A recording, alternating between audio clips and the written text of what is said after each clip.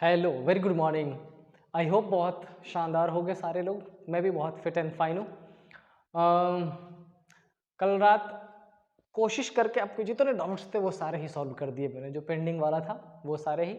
और अब जो है, अब जो नया डाउट है जो आज आपने सेंड किया है, मैं आपसे पहले सॉरी बोल देता हूँ, आज मैं नहीं कर पाऊँगा क्योंकि थोड़ी एक्सटेंसिव जो कंडीशन है वो आ गई है काम की, तो एक्स्ट्रा टाइम देना पड़ रहा है उसके लिए। लेकिन हाँ, कल आपको निराशा हाथ नहीं लगेगी। कल आपको आपका जो डाउट्स होगा वो प्रॉपरली मिल जाएगा, तो थोड़ा सा पेशेंस रखिएगा, ठीक है ना। आज ये जो हमारा सीरीज चल रहा है 2024 से लेके हमने 2023, 22 और अब अपन पहुंच चुके हैं 2021 पे। अच्छा, जैसे जैसे मैं पीछे की तरफ जा रहा हूँ 2024 से, जैसे मैं बैकवर्ड की तरफ चलते जा रहा हूँ, जो नंबर ऑफ लॉजिकल रीजनिंग के क्वेश्चन थे वो इंक्रीज होते जा रहे हैं। आप समझो इस चीज़ को। अगर आप, और अभी जैसे इस वाले स्लाइड्स की अगर मैं बात कर ले तो इसमें मैंने 32 स्लाइड्स के आसपास बनाए हैं और 30 के आसपास लॉजिकल रीजनिंग के क्वेश्चंस थे। कई सारे टाइम थोड़े से कम हुए हैं, 2025, 23, 24, 25 के आसपास भी हुए हैं, लेकिन सिर्फ ये सेक्शन एक ऐसा है जो इजीली आप सॉल्व कर सकते हो और इस सेक्शन से ही आप क्वालिफाई कर सकते हो बहुत ही शानदार तरीके से। तो मेरे जो भी बच्चे मेरे साथ जुड़े हुए हैं, जो लगातार पढ़ रहे हैं, मेरी उनसे एक सजेशन है कि इस वाले सेगमेंट को तो ऐसा बना दो, एकदम ऐसा खतरनाक कि आपको सोचने की ज़रूरत ही ना पड़े। जब करो एकदम 100% श्योरिटी के साथ उसका सॉल्यूशन करिए और 100% एक्यूरेसी के साथ उसके मार्क्स लीजिए। यही आपको क्वालिफाई करा देगा सीसेट। बहुत ज़्यादा सोचने की ज़रूरत नहीं। पहली बात। दूसरी बात ये कि जिस सफ़र की हमने शुरुआत कर ली है, हमारा ये 4th वीक है, हम चलते जा रहे हैं और बहुत शानदार परफॉर्म कर रहे हैं आप। बहुत अच्छे क्वेश्चन के आंसर आप सॉल्व करके भी भेजते हो, डाउट्स भी भेज रहे हो। मेरी बस एक रिक्वेस्ट ये है कि जो बना लिया है पैटर्न हमने, उस पे चलते रहना। अगर ऐसा करते रहना तो मैं एक चीज़ की गारंटी आपको दे सकता हूँ, वो ये कि जो आपका सीसेट का पेपर है जिसमें थोड़ा बहुत मेंटली प्रेशर लेके जाते हैं कई बार बच्चे, की पता नहीं क्वालिफाई हो पाएगा कि नहीं हो पाएगा, वो जरूर खत्म हो जाएगा, 100% गारंटी। तो बचे हुए जो हमारे पास टाइम है, अभी कितने दिन हो गए, ये मार्च चल रहा है तो अप्रैल पूरा है, ऑलमोस्ट मई है आपके पास। तो अराउंड 60 डेज तो मिनिमम आपके पास है। 60 डेज का मतलब ये कि मैं 10 तो आपको सेट्स लगवाऊंगा और इस 60 डेज में पूरा सिलेबस आपको कंप्लीट करवा दूंगा। दूसरा, ये जो लॉजिकल रीजनिंग है, लॉजिकल रीजनिंग का सेगमेंट खत्म होने के बाद मैं सीसेट में जो आने वाले पैसेज है, वो पैसेजेस पे भी बहुत जल्दी आने वाला हूँ मैं। एक एक सेगमेंट वाइज ही चलते हैं तो बेहतर रहता है। ऑफलाइन क्लास में ऐसे ही कराता हूँ मैं, तो उसी पैटर्न को मैंने यहाँ भी रखा है कि पहले लॉजिकल वाला पार्ट कर लेते हैं, फिर अपन आएंगे किस पे, जो पैसेजेस है आपके उस पे, उस बेस पे। हाँ, पैसेजेस पढ़ाने से पहले मैं थोड़ा सा आपको लॉजिकल रीजनिंग का जो क्रिटिकल पार्ट होता है, जिसमें statement, assumption, statement, argument, course of action, cause and effect, drawing inference, ये सारा सेगमेंट की बेसिक नॉलेज जरूर देने वाला हूँ क्योंकि उसका बहुत ज़्यादा हेल्प मिलता है उस सेगमेंट में, तो हम वो भी पढ़ने वाले हैं, ठीक है। तो बस एक ये कि लगातार बने रहें, साथ में बने रहें, क्वेश्चन सॉल्व करते रहें, डाउट्स भेजते रहें, क्लास रेगुलर लेते रहें, फुल क्लास देखा करें और साथ साथ में एक सर के हेल्प का भी चीज़ करते हैं, इसको लाइक और सब्सक्राइब बनाए रखें। चीज़ें अपन पहुंचेंगे जहां हम सोच रहे हैं उस लेवल तक। आइए देखते हैं सीसेट 2021 में पहला क्वेश्चन क्या लिखा है। पहला क्वेश्चन मैंने सेट ए से उठाया है और वो है क्वेश्चन नंबर, कौन सा, क्वेश्चन नंबर 5। प्रोबेबली ये सेट 2 में होगा, क्वेश्चन नंबर हो सकता है लिटिल बिट डिफरेंट हो सकता है, क्या होगा वो देख लीजिएगा। क्या पूछा है, in a group of 120 person, number of person कितने हैं, 120। क्या बोला है, 80 are Indians, okay all right. आपके पास जो टोटल पर्सन है वो 120 है। अच्छा, इस 120 में जो 80 पर्सन्स है वो क्या है, वो हमारे भाई हैं, इंडियन है। इसका मतलब जो रिमेनिंग 40% है वो क्या है, वो है बच्चों फॉरेनर है। अब मैं ये नहीं कह सकता हूँ ये हमारे भाई नहीं है भी भाई ही, क्योंकि ह्यूमन बीइंग है, तो ठीक है। 70% in the group can speak English. अच्छा, अब इस आउट ऑफ 120 में से 70% ऐसे होंगे जो क्या बोलेंगे, इंग्लिश बोलेंगे, ठीक है, इंग्लिश। अच्छा, 70% अगर इंग्लिश बोलेंगे तो इसमें से जो रिमेनिंग 50% है वो क्या बोलने वाले हैं, 50% हिंदी बोलने वाले हैं। The number of Indians who can speak English, तो कह रहा है कि कितने नंबर ऑफ पर्सन्स है कितने नंबर ऑफ पर्सन्स है जो इंग्लिश बोलेंगे, किसमें, इंडियंस में। पहले मैं आपको दो चीज़ें समझाता हूँ। अपर लेवल सिविल सर्विसेज, तो क्वेश्चन रैंडम लग तो रहा है बट इतना इजीली उसको मत लीजिएगा, पहले तो थोड़ा सा कंक्लूड करिए। एक बात बताओ, ये जो 40 फॉरेनर्स है, क्या हम श्योर हैं कि ये सारे इंग्लिश बोलने वाले ही होंगे? Are you sure? अब आप कहोगे कि नहीं सर, नहीं श्योर तो नहीं हो सकते, लेकिन दूसरे हिसाब से बोलोगे तो फिर ये कहोगे, ये कह सकते हो आप कि सर इसमें तो दो ही लैंग्वेज की बात की गई है, या तो इंग्लिश बोलेगा या हिंदी बोलेगा। चलो मान लेते हैं, चलो मान लेते हैं कि ये 40 के 40% इंग्लिश बोलेंगे, है ना, ठीक है। अच्छा, अगर 40% भी सारे के सारे इंग्लिश ही बोलने वाले हैं तो कितने परसेंट हो जाएंगे आपके हिंदी बोलने वाले, कितने इंडियन हो जाएंगे जो हिंदी इंग्लिश बोलेंगे आपके? रिपीट कर दे रहा हूँ मैं, आपके इस 70 इंग्लिश बोलने वाले में से 40 फॉरेनर है, तो ऐसा मान ही लेते हैं कि 40 फॉरेनर वो इंग्लिश ही बोलेंगे। तो अगर 70 में से 40 चला गया तो कितने बच गए आपके पास? बच गए 30% जो इंग्लिश बोलने वाले हैं। आते हैं ऑप्शन में। ऑप्शन में एक कंडीशन तो ये रहा, क्या 30 एग्जैक्ट इंग्लिश बोलने वाले हैं, 30 और लेस या 30 और मोर, 20 तो एलिमिनेट हो गया, है ना। अब बात रही कि इसमें से करेक्ट किसको करें, तो मैं फिर से आपसे यही बोलूँगा, आर वी श्योर कि जो पर्सन फॉरेनर है वो सारे इंग्लिश बोलने वाले ही है? आपका आंसर होगा नहीं। तो इसका मतलब ये कि एटलीस्ट 30% तो बोलेंगे ही बोलेंगे, एटलीस्ट 30 इंडियंस ऐसे होंगे जो इंग्लिश बोलेंगे ही बोलेंगे। पॉसिबल है कि वो 30 से ज़्यादा भी हो जाए, अपने को 100% श्योरिटी नहीं है। इसका मतलब हम इसमें क्या आंसर करने वाले हैं? 30 और मोर।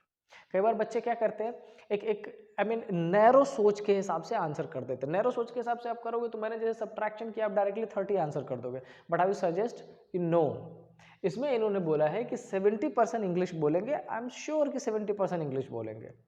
तो बचे हुए जो रिमेनिंग पर्सन है वो कौन सी भाषा बोलेंगे? It is not clearly given, and if it is not clearly given, it means you don't have to assume this. आपको समझना पड़ेगा कि अगर 70 लोग इंग्लिश बोल रहे हैं तो बचे हुए 50 लोग 120 में से कुछ भी बोल सकते हैं, और वो कुछ भी बोलने वाले डिफरेंट फॉरेनर भी हो सकते हैं। वो नाइजीरियन बोल रहे, वो चाइनीज बोल रहे, वो जापानीज बोल रहे, करेक्ट है।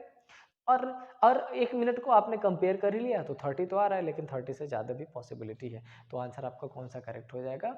Option number D is 100% correct. Next question पे आते हैं। अच्छा, नेक्स्ट क्वेश्चन आपका क्वेश्चन नंबर 6 ही था। देख लेते हैं क्या कह रहा है, क्या पूछ रहा है आपसे। देखिए क्या कह रहा है, consider all 3 digits number without repetition of digits. अच्छा, आपको एक नंबर बनाना है जिसमें कितने डिजिट्स होने चाहिए? 3 डिजिट्स होने चाहिए, and make sure you don't have to repeat, क्या, विदाउट रिपीटेशन। चलो ठीक है, मतलब 1 2 3 2 3 4 3 4 5 5 6 7 ऐसा रिपीट नहीं करना है। Obtain using the 3 non digits zero. अच्छा, मेक श्योर कि वो तीनों के तीनों जीरो नहीं होने चाहिए, लाइक 103 201 210 120, ये नहीं लिख सकते अपन क्योंकि जीरो आ रहा है। Alright, obtain use 3 non zero digits which are which are multiple of 3। इसका मतलब we have to use digit 3, digit 6 and digit 9 and let S be their sum. Okay, all right. तो मतलब ये 3 6 9 का यूज करने के बाद जितने भी नंबर बन सकते हैं वो बना लो, एंड देन उसको ऐड कर लीजिए, और ऐड करने पर उसका वैल्यू क्या होना चाहिए? एस होना चाहिए, है ना। चलो पुट करते हैं। सबसे पहले चेक कर लेते हैं क्या क्या हो सकता है। तो देखिए, सबसे पहले तो आपका एक कंडीशन ये 3 6 9 100% करेक्ट है। 3 से शुरू होने वाला 3 9 6, दूसरा 6 3 9 और 6 9 3, यही बनेगा। हाँ, 9 से शुरू होने वाला 9 3 6 और 9 6 3। क्या इसके अलावा भी बन सकता है और कोई? नहीं, आंसर हो जाएगा हमारा नहीं, नहीं बन सकता है। क्यों? क्योंकि कॉम्बिनेशन बोला है, जो कॉम्बिनेशन उन्होंने बोला है अगर उस कॉम्बिनेशन को ध्यान में रखें तो हमारे पास यही बन सकता है। ऑलराइट, चलो अब क्या कह रहा है कि इन सबको जोड़ दो। चलो भैया, तुम कह रहे जोड़ने को, जोड़ देते हैं। चलो, इन सबको हमने क्या कर लिया? ऐड कर लिया, ठीक है, ऐड कर लिया। अच्छा, ऐड करने पे क्या बन जाएगा? ऐड कर लेते 3 6 9 9 3 6 9 9 18, मतलब 4 टाइम्स 9 है तो 9 4 जा 36 लिखा हमने 6, रिमाइंडर क्या बच गया 3, 3 6 9, 9 और 9 18, 18 18 18 18 और 12 क्या हो जाएगा 30, और 30 और 9 कितना हो जाएगा 39, बचा 3, 3 3 6 3 9 9, 9 और 6 कितना हो जाएगा 15, 15 और 15 क्या हो जाएगा 30, और 30 हो जाएगा ये 39, ये नंबर आ गया। अब इसकी जो वैल्यू है, इसको अगर वैल्यू में देखें तो क्या बोला गया है, बोला गया कि भैया s इक्वल टू 3996, ये हमने फाइंड कर लिया। डन। अब क्या कह रहा है condition number 1, s is always divisible by 74, तो कह रहा है कि ये 7339 should be divisible by 74। Let's check it out. तो 3996 को 74 से डिवाइड कर दिए, थोड़ा छोटा कर लेते हैं इसको, ठीक है। अच्छा, अगर छोटा करेंगे या डायरेक्टली ही कर लेते हैं, इजी हो जाएगा थोड़ा। अच्छा, 7 4 जा 28, 280, 7 5 जा 30, 5 टाइम्स में लग जाएगा 74, तो 5 4 जा क्या हो जाएगा 20, करेक्ट है। 5 4 जा 20 बटा 0, 2 हो गया, 5 7 जा 35, 35 और 2 37, 370 5 टाइम्स में आ गया 370। अच्छा, 370 अगर हमने जब 5 टाइम्स में मल्टीप्लाई कर दिया तो रिमाइंडर कितना बचेगा, रिमाइंडर बच जाएगा 29, और फिर हो जाएगा 296, और 296 का मतलब ये कितना है 4 टाइम्स में, यानी कि 54 टाइम्स में। Yes, it is divisible by 74, correct है। दूसरा क्या कह रहा है, S is always divisible bye 9। अब देख लीजिए क्या 3996 9 से भी डिवाइड हो रहा है, कर लेते हैं ना, सामने ही तो है अपने पास। 39 है, 9 4 जा 36, 339, 9 4 जा 36, 9 4 जा 36, ये भी है। इसका मतलब फिलहाल आंसर क्या हो जाएगा, बोथ 1 एंड 2 इज करेक्ट। देखिए, मैं एक बार फिर से सजेस्ट करता हूँ, मैं ऑफलाइन में भी बताता हूँ, मैं अभी भी आपसे बता रहा हूँ, जब सी सेट का पेपर लगाते रहे, दिमाग एकदम फ्रेश रखिए, ओपन अप रखिए, डिस्क्रिप्टिव कैलकुलेशन के लिए अपने आप को तैयार रखें। यहाँ पर अगर हर बार आप ये सोच रहे होगे कि शॉर्ट लगा देंगे सर, जल्दी कर देते हैं, तुरंत वाला ट्रिक बताओ, बेटा ये पॉसिबल नहीं है, क्योंकि आप एसएससी सीएचएसएल का पेपर अटैम्प्ट नहीं कर रहे हो, आप सिविल सर्विस, आप आईएएस बनने वाले हो, आईपीएस बनने वाले हो। थोड़ा सा ब्रॉडर सोच रखिए, डिस्क्रिप्टिव सॉल्व करिए, थोड़ा टाइम लगेगा, एक्यूरेसी 100% मिलेगी, अपने को एक्यूरेसी चाहिए, ठीक है। चलो नेक्स्ट क्वेश्चन पे आते हैं। नेक्स्ट में हमसे क्या कह रहा है, नेक्स्ट है question number 8, all right. Question number 8 क्या कह रहा है, consider two statement and a question. Statement 1 क्या कह रहा है, statement 1, Priya is 4 ranks below Seema. अच्छा, ऑर्डर रैंकिंग एक टॉपिक है, उससे रिलेटेड ये क्वेश्चन है। Priya is 4 rank below Seema and is 31st from the bottom. Bottom मतलब सिंपल ऐसा एक स्ट्रेट लाइन ले लिया है, बोला कि नीचे से किसकी पोजीशन, सीमा की पोजीशन कितनी है, प्रिया इज बॉटम। ओके, तो ऐसा मान लेते हैं कि बॉटम से, ओके ओके ऑल राइट। अच्छा, ये एंड किसके लिए यूज किया गया, let me clear one thing. अगर एक सेंटेंस में 2 पर्सन की बात की गई हो और दूसरे पर्सन के बाद एंड यूज किया गया हो, तो वो हमेशा किसको रिप्रेजेंट करेगा, फर्स्ट पर्सन को। और अगर यहाँ पर WH वर्ड यूज किया जाता है, जैसे लिखा गया कि Priya is 4 ranks below Seema who is, तो ये हु किसके लिए हो जाता है, सीमा के लिए। तो यहाँ पर जो एंड यूज किया गया है वो किसके लिए है, प्रिया के लिए। तो प्रिया के लिए एक इन्फॉर्मेशन दी गई कि देखो ये जो प्रिया है बच्ची जो यहाँ बैठी है, इस प्रिया की पोजीशन कितनी है, 37 है, कहाँ से, बॉटम से। अच्छा, प्रिया इज 4 रैंक्स बिलो सीमा। अच्छा, और ये सीमा से 4 रैंक नीचे है, इसका मतलब यहाँ से 1 2 3 4, और ये पोजीशन किसकी हो जाएगी, सीमा की हो जाएगी, ठीक है। ओके, क्या लिखा है, Anna is 2 rank above Seema and is 37th from the bottom. All right, अब क्या लिखा है कि Anna is 2 rank above Seema. एक दूसरा लाइन बना दिया मैंने, स्टेटमेंट दूसरा दे रखा है, एना इज 2 रैंक अबव सीमा, सीमा से, तो हमने पहले ये पोजीशन ले ली किसकी, एना इज 37 फ्रॉम द बॉटम, तो ये पोजीशन ले ली, और ये किसकी ले ली, एना की, और नंबर कितना दे दिया 37, ठीक है। और एना इज 2 रैंक अबव, एना इस बार 2 रैंक ऊपर है, इसका मतलब ये 1 और ये 2, और ये पोजीशन किसकी हो जाएगी, सीमा की। ऑलराइट, तो क्या पूछा है, bottom, what is the Seema's rank from the top in the class of 40 student. तो टोटल अगर 40 स्टूडेंट है तो सीमा की पोजीशन क्या हो जाएगी। अब इसको फाइंड करने के लिए बहुत सिंप्लीफाइड वे में आप फाइंड कर सकते हो। किससे किससे? क्या दोनों का यूज करना पड़ेगा? सोचिए। क्या सेपरेट फाइंड कर सकते हैं? सोचिए। अगर मेरी समझ से चेकआउट करें तो मेरे को ऐसा लगता है कि सेपरेट सेपरेट फाइंड कर सकते हैं। इस स्टेटमेंट का यूज कर लें तब भी फाइंड कर लें, और इसका यूज कर लें तब भी फाइंड कर लें। क्वेश्चन में क्या लिखा, what is Seema's rank from top in class of 40 student. तो आपका आंसर होना चाहिए ईदर स्टेटमेंट 1 अलोन और statement 2 alone is sufficient to answer the question. So answer would be, ठीक है। क्यों ऐसा मैं क्यों बोल रहा हूँ, क्योंकि अब हमें ये पता चल चुका है कि टोटल नंबर ऑफ स्टूडेंट कितने हैं, 40 है। तो सीमा की पोजीशन कितनी होगी हम वो फाइंड कर लेंगे। अच्छा, इस वाले कंडीशन में अपने को पता चल चुका टोटल नंबर ऑफ स्टूडेंट कितने हैं, 40 है। तो हम पहले यहाँ पे जो 37, यहाँ पे 38, 39, 40 रख देंगे और सीमा की पोजीशन काउंट कर लेंगे। पहली बात समझ आई बात। अच्छा, दूसरा कि क्या ये स्ट्रक्चर बनाना जरूरी है, तो आंसर है नहीं, बिना स्ट्रक्चर के बना सकते हैं, क्योंकि अपने को पता चल चुका है कि नंबर ऑफ स्टूडेंट कितने हैं, 40, और ये तो बेसिक में गिवन है। इससे इस फर्स्ट और सेकंड का कोई लेना देना नहीं है, अपने को पता चल चुका है कितना है उसका, 40 स्टूडेंट है, ठीक है ना।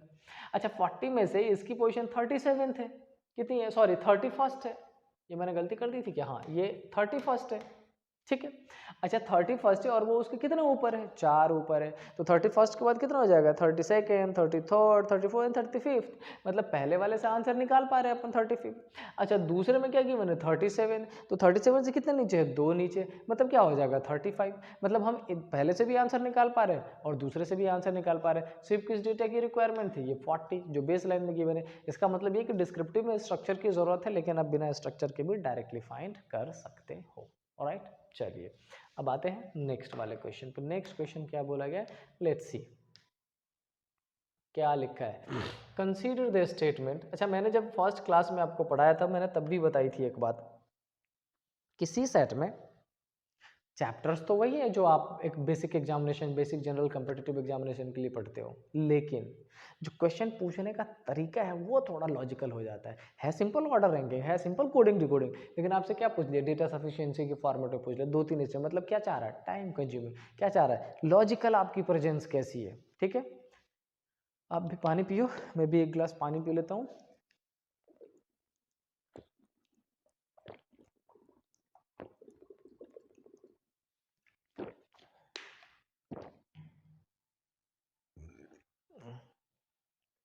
चलिए, तो आता है नेक्स्ट क्वेश्चन। फिर नेक्स्ट क्या बोल रहा है समझ लेते हैं। Consider two statement and a question.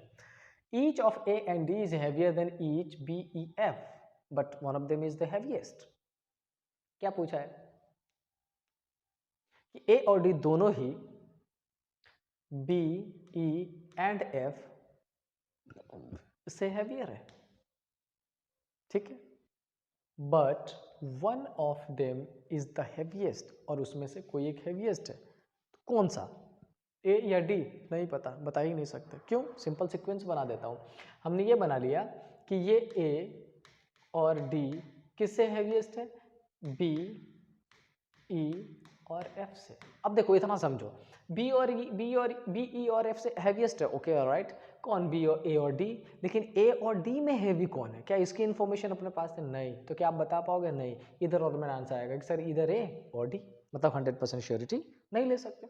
आगे चल लेते हैं। A is heavier than D but is lighter than C. अब देखो इसमें क्या लिखा है, इसमें बोल दिया है कि A is heavier than D, A D से तो भारी है but lighter than C, C. एक स्टेटमेंट से ये स्ट्रक्चर हमने फ्रेम कर दिया, दूसरे स्टेटमेंट से ये स्ट्रक्चर हमने फ्रेम कर दिया। Now they are asking who is the heaviest in the sequence. जो ऑप्शंस गिवन है उसमें हेवीएस्ट कौन सा है, क्या ये पॉसिबल है आंसर दे पाना। आप कहोगे नहीं, क्यों, क्योंकि सेकंड वाले में भी 100% श्योरिटी नहीं है कि हेवीएस्ट कौन है, फर्स्ट वाले में भी 100% श्योरिटी नहीं है ना। क्या लिखा है, who is the heaviest among A B C D E and F, miss कर गया है इन 5-6 में, नहीं है। लेकिन क्या इन दोनों को मर्ज करने पे पता चलेगा, यस 100% पता चलेगा। कैसे, वो समझ लीजिए। आपके पास ये 1 2 3 4 5 6 पोजीशन, अच्छा 6 पोजीशन में ये सी, ए और डी की कंडीशन तो पता चल गई। सी, ए और डी को तो मैं डेफिनेटली यहाँ बिठा दूंगा। अब आप कहोगे सर आप कैसे श्योर हो जा रहे हो? मैं इसलिए श्योर हूँ क्योंकि मेरे को इतना तो पता ही है ना कि एटलीस्ट ए और डी ये दोनों किससे हेवियर है, बी, ई और एफ से। तो ये बी, ई, एफ, इन दोनों की पोजीशन नहीं पता, इन तीनों का कंपैरिजन नहीं पता, लेकिन इन तीनों के बारे में तो पता ही है कि ये पहले आएगा। तो now you are able to, तो आंसर क्या हो जाएगा? Both statement 1 and 2 are required to answer the question, so option number C is 100% correct. I hope चीज़ें क्लियर हो रही होंगी, आप समझ पा रहे होंगे। और इंपॉर्टेंट क्वेश्चन का सॉल्यूशन करना नहीं है, मैं सॉल्यूशन के लिए नहीं आता, सॉल्यूशन तो मैं ऑफलाइन क्लास में करा देता हूँ पूरा। मैं बेसिकली किस लिए आ रहा हूँ, आप अप्रोच को समझो, इसलिए मैं खुद सॉल्व करके आपको दिखा रहा हूँ कि इस पैटर्न पे सॉल्यूशन आपने करना है। ठीक है, चलिए आगे चलते। क्या लिखा है? In the English alphabet the first 4 letters are written in opposite order. Okay, ये क्या कह दिया? इन्होंने बोला है कि इंग्लिश अल्फाबेट में फर्स्ट 4 लेटर को written in opposite order and the next 4 letters are written in opposite order and so on. अच्छा, मतलब 4 लेटर्स को अपोजिट करना है। कैसा? एग्जांपल सपोज कर लीजिए 4 लेटर आपका जो शुरुआत का है वो कौन सा है? ए, बी, सी एंड डी। अब आपको ये नहीं लिखना है, अब आपको क्या लिखना है? डी, सी, बी और ए। लेकिन क्या ये लिखना जरूरी है? पहले देख लेते हैं क्वेश्चन में पूछ क्या रहा है, आगे चलते हैं। ठीक है, and at the end Y Z are interchanged, Y और जेड को इंटरचेंज कर देना है। ठीक है, अच्छा वाई जेड को इसलिए बोला गया है क्योंकि जो 4 का टेबल है वो 4 6 से तो 24 तक पहुंचेगा, 2 एक्स्ट्रा बच जाएगा। तो वाई जेड को इंटरचेंज करने का मतलब है कि जब ये लास्ट में पहुंचते हुए पहुंचोगे तो आपको जेड और ए की पोजीशन कर देनी, सॉरी जेड और वाई की पोजीशन कर देनी है। Done, alright. अब क्या लिखा है? Then which will be the 4th letter to the right of 13th letter. क्या लिखा है? Which will be the 4th letter to the right of 13th letter. 13th letter किस एंड से कंसीडर, इसमें प्रोबेबली कुछ मिसिंग है। 13th letter from left, दोनों ही find कर दे, मैं अभी दोनों ही फाड़ दूंगा, फाइंड कर दूंगा क्योंकि इसमें शायद कुछ मिस कर दिया है मैंने क्वेश्चन जब मैं कॉपी कर रहा था। Which will be the 4th letter to the right of 13th letter, लेकिन 13th लेटर किधर से लेना है, लेफ्ट से या राइट से, चेकआउट कर लेते हैं। ऑलराइट, ठीक है, ऑप्शंस में भी अपन काम कर सकते हैं। अच्छा मान लो कि ये 13th लेटर आपने कहाँ से ले लिया, लेफ्ट से ले लिया, और उसके राइट में क्या लेना है, 4th लेना है। जब मैं क्लास में मैंने पढ़ाया होगा तो आपको एक बेसिक कॉन्सेप्ट बताता हूँ मैं। क्या? सपोज कर लो कि हमारे पास टोटल, ये मैं ऐसा लिख देता हूँ, अपने पास टोटल ये A, B, C, D, E, F 6 person है, और मैंने आपसे लिख दिया कि which letter will be second to the right of 3rd letter from left. तो मतलब लेफ्ट से ये 1 2 3 काउंट कर लिया और इसके राइट में 1 और 2 काउंट कर लिया, क्या हो गया 5th। क्या मैं डायरेक्टली ऐसा कर सकता था? मैंने बोला 3rd लेटर जो लेफ्ट से है उसके राइट में दूसरा कौन सा है, तो ये 3rd लेफ्ट और 2nd राइट, लेफ्ट और राइट दोनों को ऐड कर लूँ। आंसर है यस। मैं कहना क्या चाह रहा हूँ ये समझिए, अगर क्वेश्चन में दोनों बार राइट यूज किया गया हो माइनस कर दीजिएगा, दोनों बार लेफ्ट यूज किया गया हो माइनस कर दीजिएगा, बट एक बार राइट एक बार लेफ्ट यूज किया गया हो क्या करना है, प्लस। एक बार लेफ्ट एक बार राइट यूज करना हो दिया गया हो क्या करना है, प्लस। ठीक है, चलिए अब मैंने जैसे 13th लेटर फ्रॉम लेफ्ट ले लिया और 4th लेटर फ्रॉम राइट ले लिया, तो 13 और 4 क्या हो जाएगा 17। 17 कहाँ से काउंट करना है आपको, लेफ्ट से, करेक्ट है, लेफ्ट से 17। अच्छा लेफ्ट से 17 बिना ये बनाए हुए काउंट कर सकते हैं, हाँ कर सकते हैं। कैसा? क्योंकि 4 4 का है ना, तो 4 + 4 + 4 + 16 तो खत्म हो जाएगा।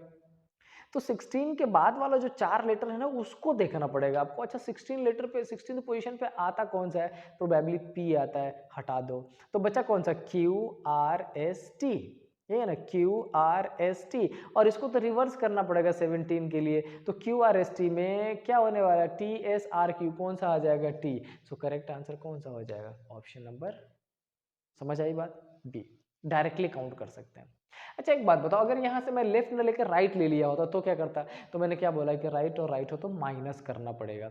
इसका मतलब 4th letter to the right of 13th letter from right, तो अब क्या कर लेते हैं, सब ट्रैक कर लेते हैं। अच्छा राइट से राइट को अगर आप सब ट्रैक करते हैं तो 13 से 4 चलाते तो क्या बचता आपके पास, 9 बचता। 9 किधर से काउंट करना पड़ता, राइट से काउंट करना पड़ता। ठीक है, अच्छा 9 राइट से काउंट करना पड़ता, तो आप कैसे काउंट करते, वाई जेड तो पहले ही हटा दो, 2 खत्म। अच्छा उसके बाद 4 लेटर और हटाना पड़ता है, 4 लेटर कौन सा, सब 21 22 23 और 24, वो भी हटा देते हैं क्योंकि 25 26 तो ऑलरेडी हटा चुके हैं। अच्छा वो भी हटा दिए, 4 2 6, तो और 3 लीटर आपको लेना पड़ता। 3 लीटर कौन कौन सा लेना पड़ता? 17 18 19 और 20। अच्छा 17वें पे कौन सा आता है? 17वें पे आ जाता है हमारा कौन सा, ध्यान से देखिए, 17वें पे आता है कौन सा? Q, फिर कौन सा आता है R, फिर कौन सा S और फिर कौन सा T। लेकिन इसका क्या करना पड़ेगा रिवर्स, तो क्या हो जाएगा T S R और Q। अच्छा उधर तो 6 हमने हटा रखा है तो 7 8 9 ये S, लेकिन कब? जब दोनों राइट होता। समझ आई बात? तो ध्यान रखिए जब क्वेश्चन में लेफ्ट और लेफ्ट लिखा हो माइनस, राइट और राइट लिखा हो माइनस, और लेफ्ट और राइट लिखा हो तो एडिशन। सिंपल मतलब ये समझ लीजिए कि अगर दो डिफरेंट साइड लिखा गया हो तो ऐड कर लीजिएगा और दो सेम लिखा गया हो तो उसको सब्ट्रैक्ट कर दीजिएगा। ठीक है, फाइनली करेक्ट आंसर क्या है? Option number B. चलिए नेक्स्ट चलते हैं आगे। ये रहा क्वेश्चन नंबर 15। क्वेश्चन नंबर 15 क्या कह रहा है समझ लेते हैं, जो भी कह रहा होगा। 7 books PQRSTUV are placed side by side. RQT है ब्लू कवर्स। अच्छा जी, ये R Q और T इनके पास क्या है? ब्लू है। ठीक है, लिख देता हूँ इनके आगे मैं ब्लू लिख देता हूँ, ब्लू ब्लू और ब्लू। ज़्यादा तामझाम नहीं करते हैं, अलग से कन्फिग्रेशन पजलस फॉर्म में नहीं लगते, डायरेक्ट लिख देते हैं। अच्छा blue and other books have read cover. अच्छा तो RQT के पास अगर ब्लू है तो बचा कौन सा अपने पास? बचा गया P S U और V, और इन सब के पास कौन सा है? रेड है। चलो ठीक है, रेड। अच्छा अब क्या कह रहा है? Only S and U are new books. अच्छा ये जो एस और यू है ना ये न्यू बुक्स है, इसका मतलब ये भी ओल्ड है, ये भी ओल्ड है, ये भी ओल्ड है, ये भी ओल्ड है, ये भी ओल्ड है। क्लियर हुआ? ठीक है, ओल्ड बुक्स है। P R S R law reports. P R S law reports है, ये पी लॉ का है, एस लॉ का है और आर भी क्या है? लॉ रिपोर्ट्स है। And the rest are gadgets, ये भी गैजेट्स है, ये भी गैजेट्स है, ये भी गैजेट्स है, ये भी गैजेट्स है। अब ध्यान रखिएगा इसमें मैंने बेसिक नाम कौन लिख रखा है? ये are Q T P S U और वी, और इसमें ये जो एन है न्यू, ओ जो है ओल्ड, आर जो है वो रेड को रिप्रेजेंट करता है, बी ब्लू को, एल लॉ को और जी गैजेट्स को। हमने सारी information as it is put कर दी बिना पजलस फॉर्म में गए हुए। अच्छा पूछा क्या है? Books of old gazetteers with blue covers. कई सारा है, पहले तो आपको बुक वैसा चूज करना है जो ओल्ड हो। अच्छा बुक ओल्ड कौन कौन सा है? चलो भैया मान लेते हैं ये फर्स्ट, ये सेकेंड, ये थर्ड, ये फोर्थ, ये फिफ्थ, ये पांचों ओल्ड है, मतलब हमने एक कंडीशन फिल कर दिया। अच्छा इसमें अपने को गजेटियर्स चाहिए, जो गजेट होता हो। गजेटियर्स कौन कौन सा है? अच्छा इसमें से ये तो बेटा एलिमिनेट कर जाएगा, गजेटियर्स आ गया, ये एलिमिनेट कर जाएगा, गजेटियर्स और गजेटियर्स आ गया। हमने दूसरी कंडीशन, ओहो हो विद ब्लू, ब्लू के साथ कौन कौन सा? ये तो रेड है, एलिमिनेट हो जाएगा, कितने बच गए? दो, और दो कौन सा है? वो दो है आपका क्यू और टी। आंसर कौन सा हो जाएगा? Option number C. तो अपन इसको बहुत ज़्यादा स्ट्रक्चरल फॉर्म में, जैसा बैंकिंग का पजल सॉल्व करते हैं, जब मैं कराता हूँ तो कराता हूँ, उसको उस फॉर्म में ले जाने की ज़रूरत नहीं थी। डायरेक्टली डेटा पुट कर लीजिए, आंसर क्लियर हो जाएगा सिंप्लीफाई करके। चलिए नेक्स्ट पर पहुँचते हैं। क्वेश्चन नंबर 16 नंबर सीरीज का क्वेश्चन है, क्या कह रहे हैं समझ लेते हैं। क्या लिखा है? Replace the incorrect term by the correct term in the given sequence. Okay पहले देख लेते हैं सीक्वेंस को। सीक्वेंस में हमसे क्या बोला गया? सीक्वेंस में बोला गया है 3 2 7 4 10। एक चीज ध्यान से देखिए, यहाँ पर ये 3 7 13 21 31 43 सारे ऑड नंबर से। अच्छा अगर इस ऑड की बात करें तो 3 और 7 में कितने का डिफरेंस है? 4 का। 7 और 13 में 6 का। 13 और 21 में 8 का। 8 और 13 में कितने का हो जाएगा भैया? 8 का और 31 में 10 का। 10 और इसमें कितने का? 12 का। ये डिफरेंस है। तो क्या इसमें भी वही डिफरेंस है? मैच आउट कर लेते हैं।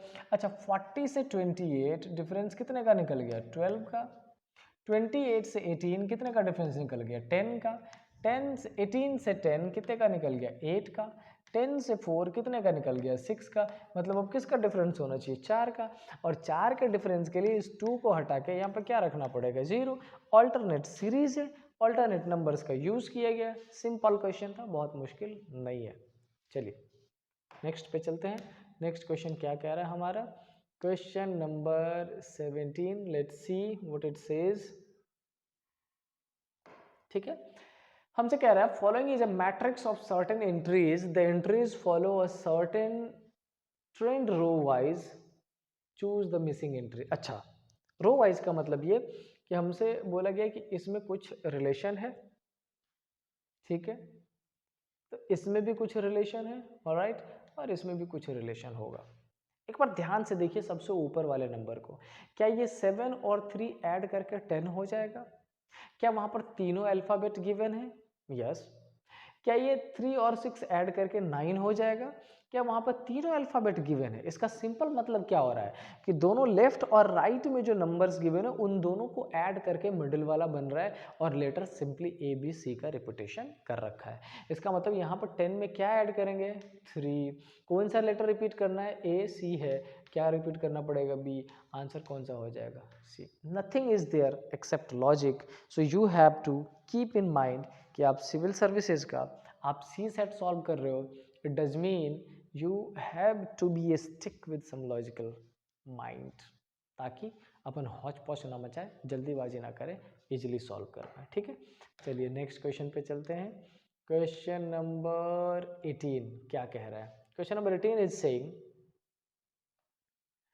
You are given 2 identical sequence in 2 rows. Okay, अच्छा फिर से सेम है, और 8 से 4, 4 से 6 याद करो, मैंने बेसिक क्लास में इसके पढ़ाया था आपको कि जब पहले नंबर से दूसरा नंबर डिक्रीज करता हो, इसका सिंपल मतलब होता है कि उस नंबर में 0.5 से मल्टीप्लाई किया गया है और वो नंबर क्या बन जाता है? 4।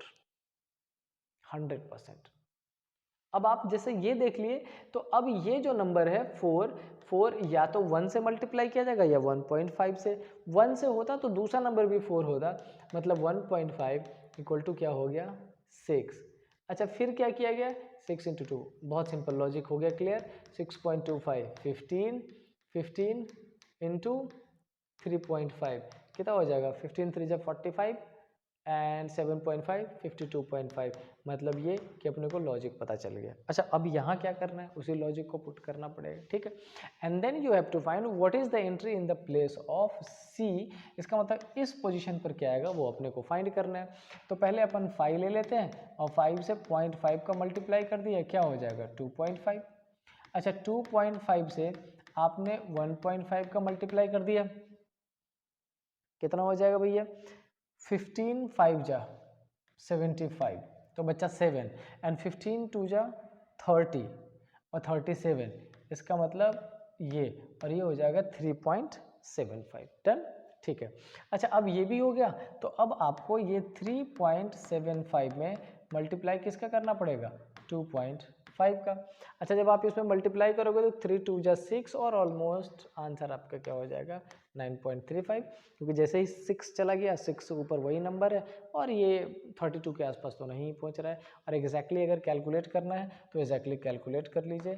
375 में 25 से 25 पंचे कितना हो जाता है? 25 5 जा 125 बचा 5 बचा 12, 25 से तो 175, 75 और 12 क्या हो जाएगा? 87 बचा 7 18 और 25 दिया 75, 75 और 18 95 93, ये हो जाएगा, सॉरी 93, ये हो जाएगा 9.375। That is the correct answer.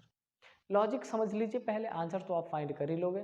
Question simple होता है, टाइम कंज्यूमिंग होता है थोड़ा सा, दैट्स इट। चलते हैं नेक्स्ट पे। नेक्स्ट में क्या कह रहा है? नेक्स्ट क्वेश्चन हमारा क्वेश्चन नंबर 20। बेटा थोड़ा सा पेशेंस से पढ़ाई करिएगा क्योंकि अभी अपन स्लाइड नंबर 10 पे पहुंचे हैं, हमारे पास स्लाइड नंबर 31 तक है। प्रोबेबली अगर इस 1 आवर में मैं पूरा कवर नहीं कर पाया तो सेकेंड पार्ट कल करेंगे इसका, ठीक है। यहाँ क्या पूछ रहा है देख लीजिए। यहाँ हमसे पूछा गया है स्टूडेंट अपीयर्ड इन 6 पेपर्स। कितने एग्जामिनेशन में? 6 एग्जामिनेशन में। चलो ठीक है, अपीयर करा देते हैं। The maximum marks are the same for each paper. सारे पेपर के लिए कितना मार्क्स है? मैक्सिमम मार्क्स है। His marks in this paper are in the proportion of 6 7 8 9 5। Okay alright. Overall he scored 60%। अच्छा मान लो कि एक पेपर का वन पेपर का मार्क्स कितना है? 100। तो 6 पेपर का कितना हो जाएगा 600, और 600 का अगर आप 60% निकालोगे 60/100 तो ये कितना हो जाएगा 360 मार्क्स, मतलब उसको टोटल कितने मार्क्स मिल गए 360 मार्क्स मिल गए। ऑलराइट, चलो इतना तक तो अपन पहुंच चुके। अब क्या कह रहा है, इन how many number of papers did he score okay less than 60, और वो किस पे बेस्ड होगा, इस पे बेस्ड होगा।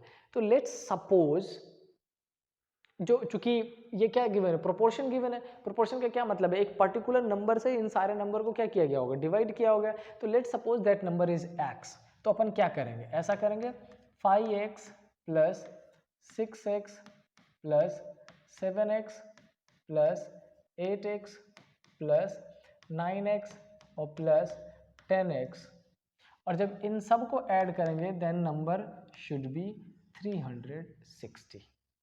ऑलराइट, यही है ना, 5 6 7 8 9 10, ओके ऑलराइट। अब क्या करें, 5 6 11, 11 और 7 18, 18 और 8 26, 36 और 9 45, तो क्या हो जाएगा 45x इक्वल टू क्या हो जाता है 360, और x इक्वल टू क्या हो जाएगा 360 अपॉन में 45। कटेगा क्या है, कितने बार कट जाएगा 445 इंटू, हाँ कट जाएगा 8 टाइम्स में, 45 8 टाइम्स में, 8 टाइम्स क्योंकि 45 10 जा 450, लेकिन 450 का मतलब 360 से 90 ज़्यादा है, तो 2 टाइम्स ज़्यादा 8 टाइम्स में डिवाइड हो जाएगा 8 टाइम्स में। तो x इक्वल टू क्या निकल गया 8। अब 8 से जब आप 5 में मल्टीप्लाई करोगे तो कितना हो जाएगा, 1 हो जाएगा 40। 8 से अगर 6 में मल्टीप्लाई करोगे कितना हो जाएगा, 8 6 जा 48।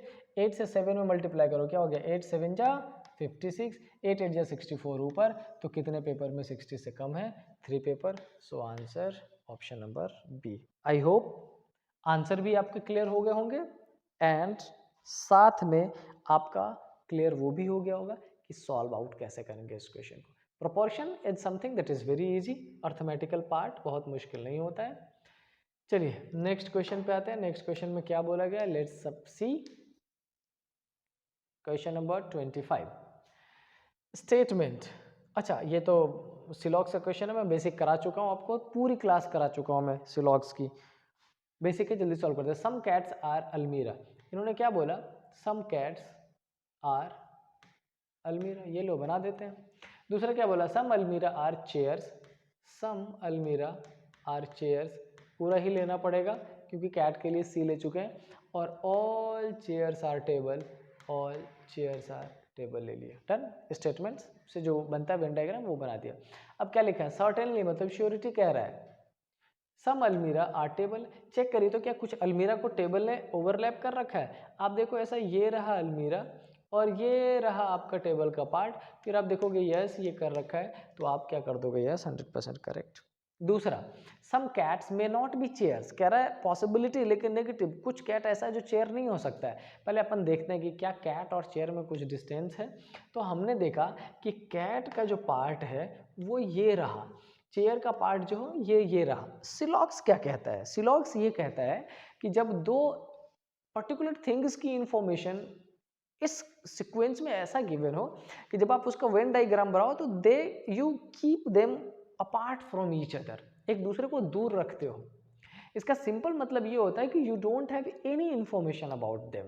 लाइक सी एग्जाम्पल समझिए, एग्जाम्पल ये सपोज कर लो कि आप एक मेट्रो ट्रेन में जा रहे हो, है ना, आप लक्ष्मी नगर मेट्रो में चले और आपने दो लोगों को देखा, जो गेट के जस्ट बगल में डबल वाली सीट नहीं होती उस पर बैठे हुए, तो एक इस साइड और एक इस साइड, इधर एक लड़का बहुत ही हैंडसम सा और इधर एक लड़की बहुत ही अच्छी सी बैठी हुई है, and they are you know not talking to each other, वो आपस में बात नहीं कर रहे हैं।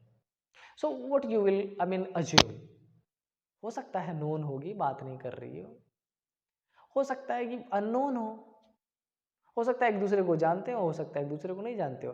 पहला क्वेश्चन तो ये कि सोचना मत, दो लोग हैं सेपरेट इंडिविजुअल है अपने काम से जा रहे हैं, लेकिन अगर आप सोचने पे आओ तो दोनों पॉसिबिलिटी हो सकती है, नोन हो भी सकते हैं नहीं भी हो सकते हैं। इसका मतलब ये कि जो पॉसिबिलिटी दे रखा है नेगेटिव का वो भी 100% करेक्ट होगा। So conclusion both 1 and 2 is 100% correct, right. चलो चलते हैं नेक्स्ट पे। नेक्स्ट क्या कह रहा है, नेक्स्ट हो गया क्वेश्चन नंबर क्वेश्चन नंबर क्या है 26। ऑलराइट, क्या कह रहा है, a boy plays with a ball and he drops if from a height of 1.5 metre. अच्छा 1.5 मीटर से वो बॉल को गिरा देता है। 1.5 मीटर का कितना हो जाएगा, मतलब कितने सेंटीमीटर हो जाएगा? 100 सेंटीमीटर होता है क्या 1 मीटर में, तो कितना हो जाएगा 150 centimetre.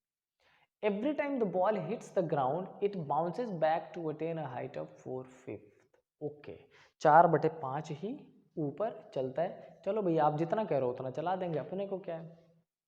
The previous height, the ball does not bounce further if the previous height is less than 50 centimetre. Okay all right, जब 50 सेंटीमीटर पे चलेगा तो वो दोबारा ऊपर नहीं जाएगा। So what is the number of times the ball hits the ground before the ball stops bouncing. Oh all right, मतलब हमें ये ध्यान रखना है कि कितनी बार वो बॉल गिरेगा उसके बाद वो जंप नहीं करेगा। अच्छा जब वो फर्स्ट टाइम गिरेगा तो वो कितने पे चला जाएगा, ये कितना हो जाएगा 5 3 जा 15 यानी कि 30, इसका मतलब 120 पे आ गया। किस टाइम में, फर्स्ट टाइम में। इसका मतलब उसने उस लेवल को टच नहीं किया जहाँ से उछले नहीं, बाउंस बैक करेगा वो, है ना। चलो अब ये 120 का फिर से अपन क्या करोगे 4/5, तो कितना हो जाएगा 5 2 जा 10 बचा 2 20 5 4 जा और 24 चौका कितना हो जाएगा 96। अभी भी भैया ये ऊपर है, 2 बार हो गया।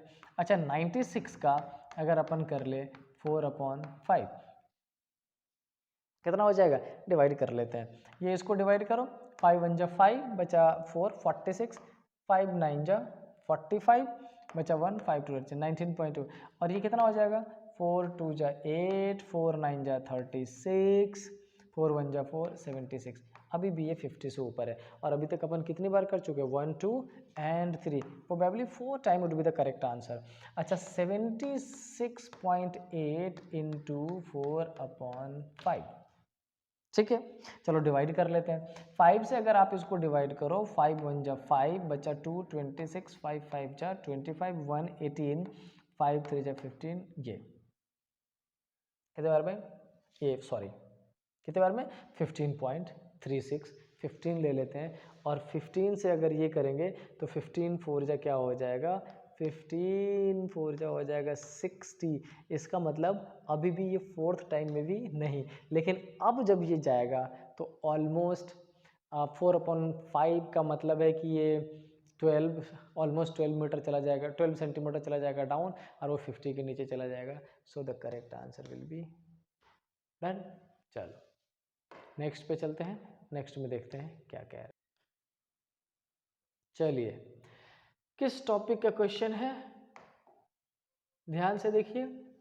10 किलोमीटर लिखा है, इसका मतलब ये डायरेक्शन डिस्टेंस इसमें पुट करने वाले हैं। डायरेक्शन डिस्टेंस का टॉपिक है, अपन डायरेक्शन डिस्टेंस करने वाले हैं, ठीक है। क्या लिखा, a bank employ drives 10 kilometre towards south from her house. अच्छा किसी पर्टिकुलर पोजीशन से वो साउथ चलता है, कितने kilometre 10 kilometre, and turns to her left and drive another 20 kilometre left और 20 किलोमीटर। अब समझिए जब पर्सन नॉर्थ चल रहा होगा इस डायरेक्शन में तो ये राइट और ये लेफ्ट, लेकिन जैसे ही साउथ अपोजिट तो ये भी लेफ्ट और राइट भी अपोजिट हो जाता है, ध्यान रखिएगा इसका, ठीक है। अपन कहाँ चल चुके हैं 20 kilometre. She again turns left and drives 40, again turns left और drive 40, लेफ्ट चल के ऊपर चली गई और 40 पहुंच गई, यहाँ पहुंचा दिया। कन्फिग्रेशन थोड़ा सा नंबर्स में वो इसमें क्वेश्चन में जा रहा है, ध्यान रखिएगा उसका। Then she turns to her right and drives another 5 kilometre right and another 5 kilometre. She again turns to her right and drives another 30 kilometre. अच्छा यहाँ से फिर से राइट चलती है और 30 किलोमीटर चलती है टू रीच हर बैंक, और इस पोजीशन पर उसका क्या है बैंक है, ठीक है भैया बैंक मान लेते हैं। ये सॉरी इसको अपन यहाँ मान लेते हैं बैंक, क्योंकि 10 और 10 इक्वल हो जाएगा, ये उसका बैंक है, ठीक है bank. She walks, so what is the shortest distance between her bank and her house. तो उसने शुरुआत कहाँ से की थी, इस पोजीशन से, पहुंची कहाँ पर, इस पोजीशन पर। तो पूछ रहा है शॉर्टेस्ट डिस्टेंस क्या है, ये डायरेक्ट क्या है। अब समझिए 10 डाउन गई थी, 40 ऊपर चली गई थी, कितना ऊपर चली गई थी 30, फिर डाउन कितनी आ गई 30, तो वो 30 ऊपर गई थी, 30 डाउन आ गई थी, इक्वली तो हो गया। और दूसरा आप इस कन्फिग्रेशन को देखो तो कंपेयर कर लीजिए, ये जो था ये हमने लिया था 40 और ये डाउन कितने आ गए 30, तो ये 30 तो ये इक्वल क्या हो जाएगा 30, इसका मतलब ये क्या है 10, तो यहाँ जो गैप बनाना है वो गैप भी कितना बन जाएगा 10। समझ आई बात? तो हमसे ये पूछा गया, ये बता दीजिए ये 20 है और ये कितना है 5 है, 20 + 5 क्या हो जाएगा 25। करेक्ट आंसर क्या हो जाएगा option number B. I hope clear होगा, बहुत सिंपल बेसिक क्वेश्चन है। चलिए नेक्स्ट क्वेश्चन, और आज का लास्ट क्वेश्चन, पार्ट 2 अपन कल करेंगे इसका, क्योंकि 1 आवर होने वाला है एंड दूसरा लेक्चर भी है, तो अपने पास थोड़ा सा टाइम कम है, ध्यान रखना पड़ेगा टाइम। क्या लिखा है? Integers are listed from 700 to 1000। कितना है? 700 to 1000। In how many integers is the sum of the digits 10? Alright, okay, कितने का 10 हो जाएगा एडिशन और 700 से ऊपर, जैसे कौन कौन सा होना चाहिए? 70 से कुछ हो सकता है क्या? 709? नहीं, 10 तो नहीं हो जाएगा। ठीक है, पहला तो 0 से 703 हो जाएगा, 10 हो रहा है उसका, राइट? 7 और 3 10। Integers are listed from 700 to 1000। How many integers is the sum of the digits 10? Alright, अच्छा अब क्या हो जाएगा? 7 1 2 7 1 के बाद और कुछ हो सकता है? नहीं, 2 के बाद क्या हो जाएगा? 7 2 1। 3 के बाद हो सकता है क्या? 7 3 0, बिल्कुल हो सकता है। 703, 7 3 10, 7 1 8 2 10, 7 2 9 1 10, 7 3 10। ठीक है, क्या 8 से भी बनेगा? यस, क्या बन सकता है? 8 0 2 8 1 1, यस 8 1 1, उसके बाद 8 1 से और बन सकता है क्या? नहीं, 8 2 0 और कोई नहीं 3। ठीक है, 9 में भी हो सकता है क्या? यस, 9 0 1 9 1 0, बस यही हो सकता है। तो 1 2 3 4 5 6 7 8 और 9, so this is the correct. बहुत शानदार क्वेश्चन था, फर्स्ट टाइम सामने आया है, अच्छा क्वेश्चन है, बहुत शानदार, एलिमिनेट कर लीजिएगा, बहुत मुश्किल नहीं है। चलिए नेक्स्ट पे आते हैं, question number 29, and this is the last question of the day. Right, क्या पूछा गया? A woman runs 12 kilometre towards her north. 12 kilometre अपने नॉर्थ को चल लेती है, चलो उसके अपने पोजीशन से 12 किलोमीटर उसको नॉर्थ चला देते हैं। ध्यान रखिएगा, नॉर्थ ऊपर, साउथ नीचे, राइट में। क्वेश्चन याद आ गया मेरे को, ग्वालियर ब्रांच में 2018 की 18 की बात है, 18 दिसंबर की। बैच जबरदस्त शानदार बैच, एक डेमो के लिए एक इंजीनियर आया। सबसे पहले तो उसका जो लुक था वही बहुत खतरनाक था, ऐसा सर में ऐसा बांधे हुए पहुंचा वो। मैंने कोशिश करी कि थोड़ा सभ्य बन जाए, सभ्यता, अपन बहुत डेवलप्ड है तो, लेकिन नहीं, उसका था कि सर मैं ऐसा ही हूँ, मैं ठीक है भैया, तू जैसा वैसा ऐसे ही। तो मैं ऐसे डायरेक्शन समझा रहा था, तो मैंने बोला कि a horse is running along with a person. पहले वो हो गया कि सर घोड़े के साथ तो दौड़ ही नहीं सकता आदमी, घोड़ा तो ज़्यादा तेज दौड़ जाएगा ऐसा। मैंने कहा भाई क्वेश्चन है, मान ले, या ऐसा मान ले घोड़े पे बैठ के आदमी दौड़ रहा है, चलो समझो मान लिया। जो कन्फिग्रेशन बनाया उसको समझ नहीं आई ये बात। मैंने उसको बोर्ड पे ऐसा समझाया कि देख समझ, ऐसा समझ, सपोज कर ले कि ये घोड़ा और आदमी है और ये नॉर्थ की डायरेक्शन में दौड़ रहा है। वो एकदम से मतलब उसकी अलग ही कंडीशन हो गई and I was shocked. Sir घोड़ा बोर्ड पे दौड़ ही नहीं सकता है। मैं उसको देखा, फिर मैंने पूरी क्लास देखी, पूरी क्लास ने मेरे को देखा, फिर हमने पूरी क्लास ने मिलकर उसको देखा कि ये क्या है। ये कह रहा है कि मैंने इंजीनियरिंग पास कर ली। मैं पूछा बेटा कहाँ से इंजीनियरिंग पास कर ली? मैं अभी रिवील तो नहीं करूँगा, लेकिन अब मतलब अलग ही कंडीशन बन गई थी कि इसको किसने पढ़ाया, किसने इंजीनियर बना दिया है एकदम इस तरीके का। खैर, तो ये वैसे मैं पहले ये बता दूं कि ये इंजीनियर के अगेंस्ट नहीं है, मैं किसी इंजीनियर्स का माहौल नहीं उड़ा रहा हूँ, उस पर्टिकुलर पर्सन की बात कर रहा हूँ जिसने इंजीनियरिंग करने की बात कही थी। पता नहीं इंजीनियर था भी कि नहीं था, बातों से तो नहीं लग रहा था, इंजीनियर तो होशियार होते हैं, है ना। चलो चलिए, तो आज इतना ही। आई होप चीज़ें सही चल रही है, पढ़ाई अच्छी चल रही है।